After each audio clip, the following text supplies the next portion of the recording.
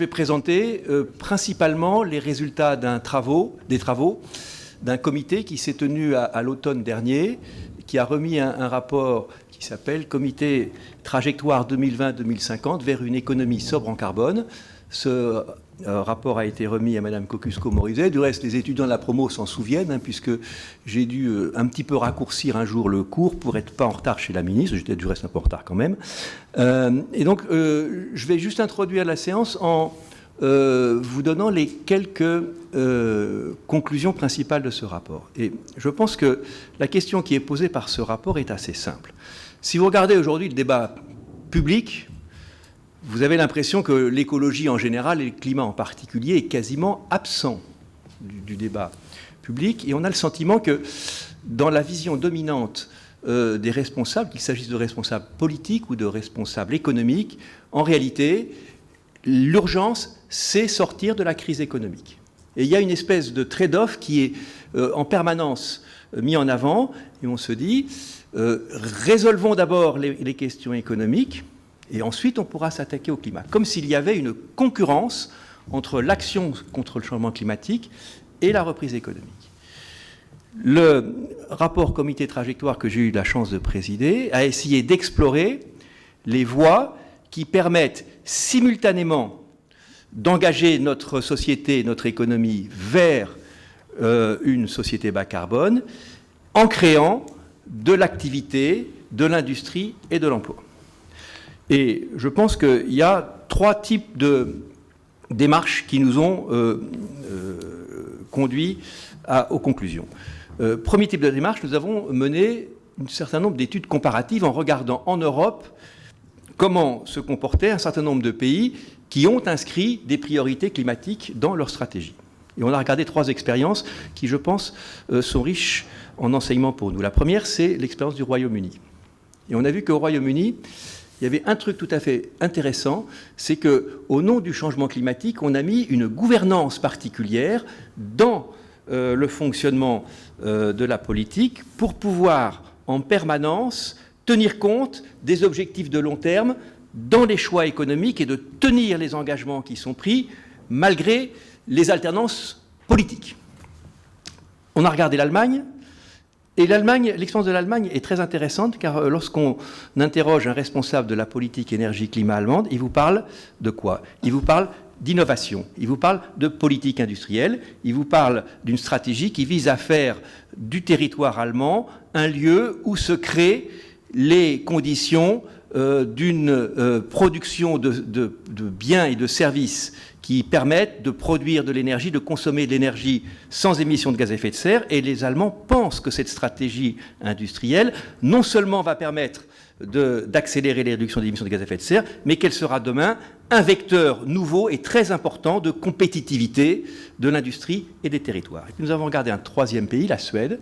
Et la Suède est un pays tout à fait incroyable. La Suède est, au sein de l'OCDE, le 2e pays en termes de croissance économique depuis 1990. Le premier étant la Corée.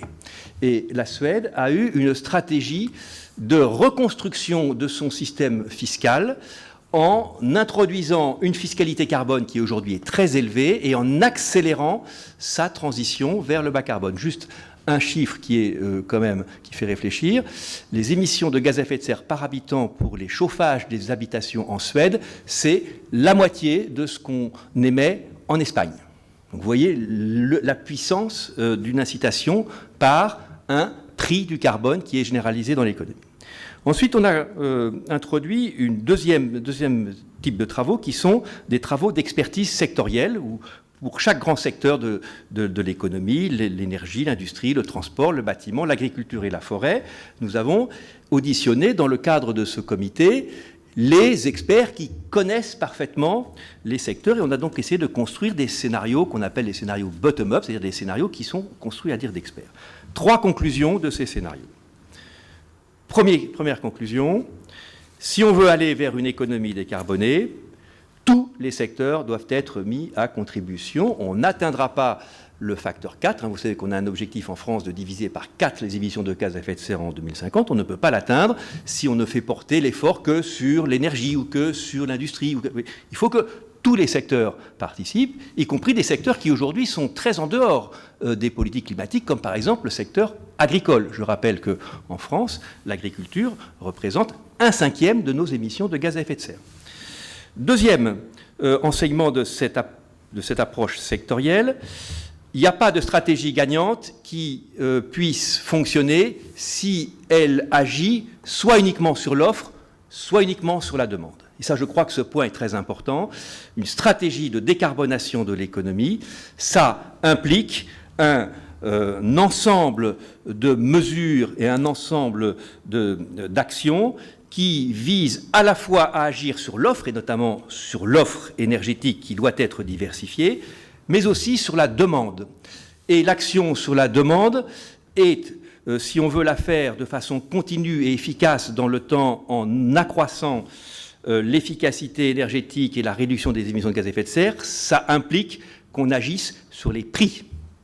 Et ça pose un problème redoutable, car si on veut accroître le coût d'utilisation des énergies fossiles, ça a des implications sociales très importantes. Et donc, il faut en même temps que les conditions sociales permettent de tarifer correctement cette énergie et ce carbone. Troisième conclusion des approches sectorielles.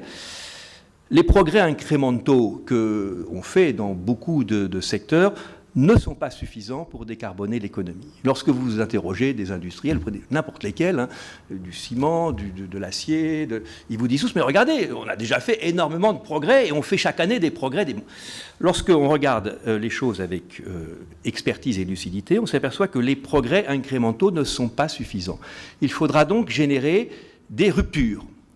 Et les ruptures, elles sont un peu de deux types. Il y a des ruptures de nature technologique.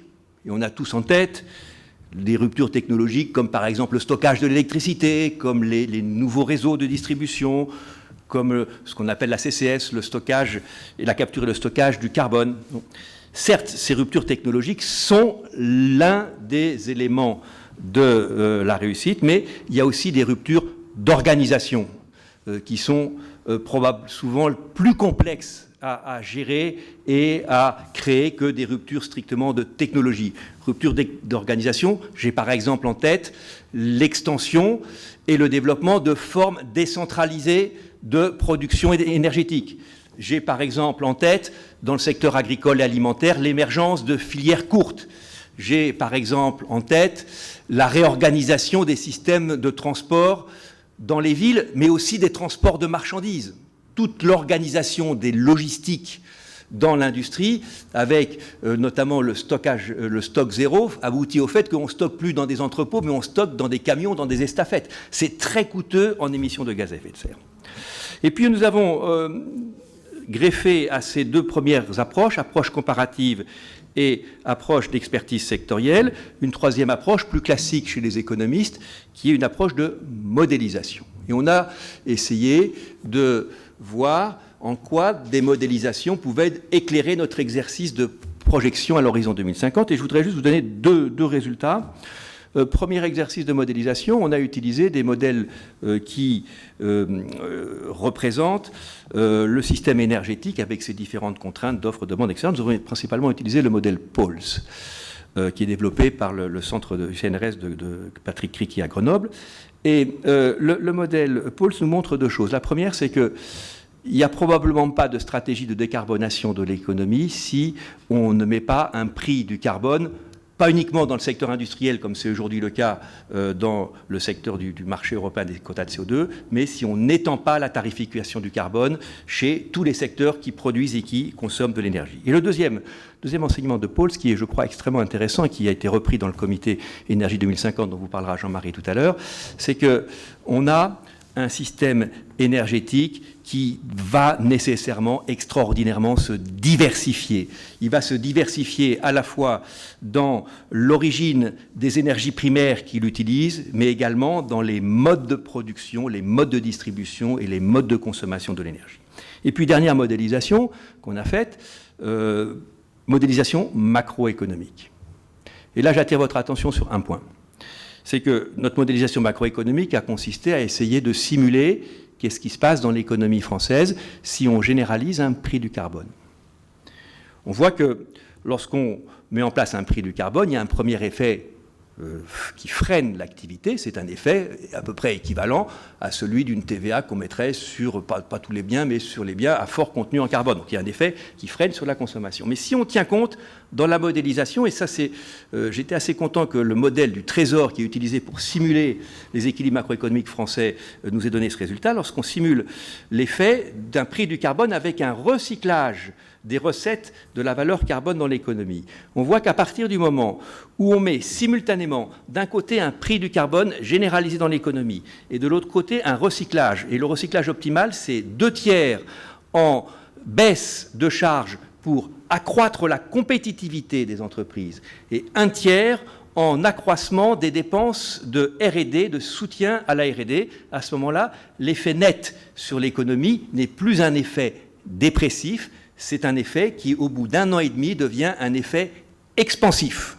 Autrement dit, si on utilise correctement, et là, pour ceux qui ont suivi correctement leur cours d'économie du changement climatique, hein, vous avez tous en tête, naturellement, le double dividende, hein, puisque ça, on vous l'a enseigné quand même, hein, je rappelle. Hein. Bon, c'est une observation empirique qui tend à montrer que si on utilise correctement les instruments économiques pour inciter aux réductions des émissions de gaz à effet de serre, l'effet net sur notre économie ne sera pas un effet négatif, mais très rapidement un effet positif, générateur d'activité, d'industrie en plus et d'emploi en plus. Je vous remercie.